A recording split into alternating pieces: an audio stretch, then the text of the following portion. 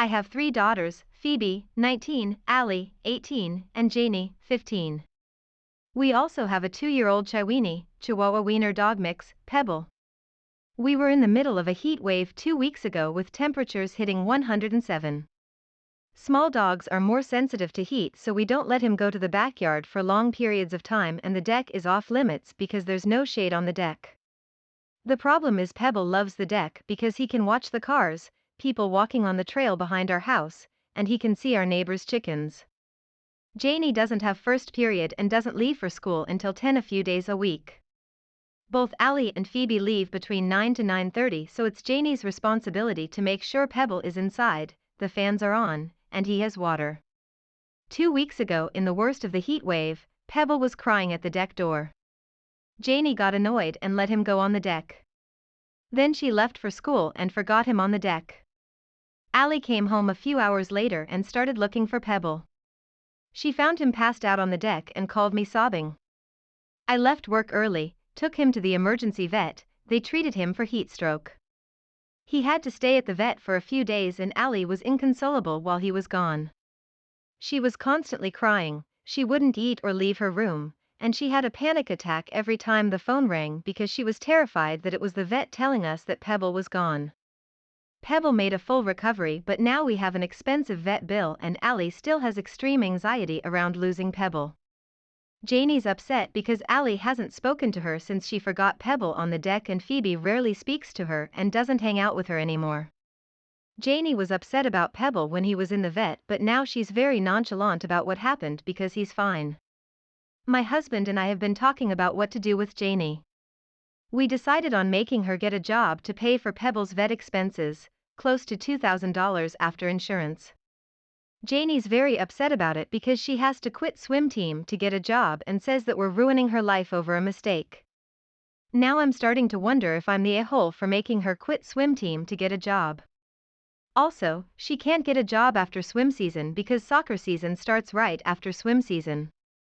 Then after soccer season she has softball season, then summer training camps. The first comment is, why not compromise with having her volunteer for animals that have been hurt/neglected when she's not actively participating in her sports/doing homework, etc. She'll learn the hard way what happened behind the scenes because of her actions more so than she would paying $2,000. The second comment is, food for thought. Punishment should be productive, meaning it should allow the person receiving the punishment to understand what they did that was wrong. Do you think that additional punishment that may have other negative consequences will be productive? Do you think your daughter understands the issue at hand? Will more punishment make her understand it any better? B. Punishment should remain in context, meaning punishment shouldn't be enacted for punishment's sake. Has this happened before, or was it a singular mistake? Was the action intentional or malicious? C. Punishment should not be based on your feelings about a situation, but be purposeful with outcomes. All that is to say, are you punishing your daughter because you think she needs additional consequences due to her actions to help her understand the severity, or are you punishing her because you're upset that you almost lost your dog? My guess as an internet stranger is that your daughter is also upset at the situation and the mistake she made. What would punishment do in this case? Especially punishment that impacts enriching activities. Parents make this mistake frequently. I'll take away the thing that you love because you made a mistake. Those things that we love are the things that help us define who we are, especially as teenagers. The point, you don't want your daughter to be less, you want her to grow and be more. So if you need to punish, find punishments that enhance the person and don't take from who they are. The third comment is, everyone sucks here, everybody but Pebble. You and husband most of all. Janie for her mistake. Her sisters for compounding her guilt. You for wanting her to be continually depressed, nonchalant, for pitting your daughters against one another. In a couple years you'll be crying about how you don't understand why they don't get along, and most of all for linking the severity of Janie's crime and punishment to the size of the vet bill. Way to nail right through your daughter's skulls the lesson that life's value is measured in dollars. Usually it takes a few more decades for that sick shit to take root. Golf clap for being ahead of the curve. And finally, People in this forum for going all high and mighty about it's a life as if people don't make mistakes, and as if this forum isn't constantly lecturing people about how losing a pet is nothing like losing a person.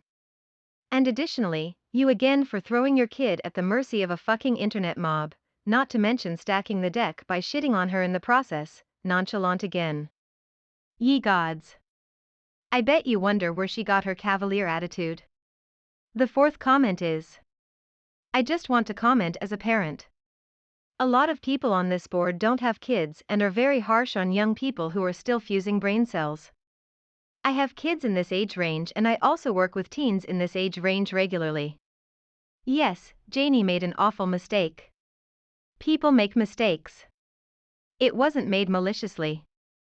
You can literally go read on why younger teens are air-headed like this and poor with executive function. She is likely struggling with guilt and sadness, especially since you're all treating her differently. I don't think you are wrong to have a consequence for Janie and even for her to earn money. But this consequence could affect so much of her life. Kids that are active and busy do better academically. Are her sports her social groups? That is often tied to mental health. This could affect her higher education path. When teenagers make mistakes, it's good to reassess the ability to be responsible. She's too airheaded to get herself off to school and be responsible for the dog. Maybe she needs to go to school early with her sisters and study during that time. It sounds to me like Allie might have some overarching anxiety.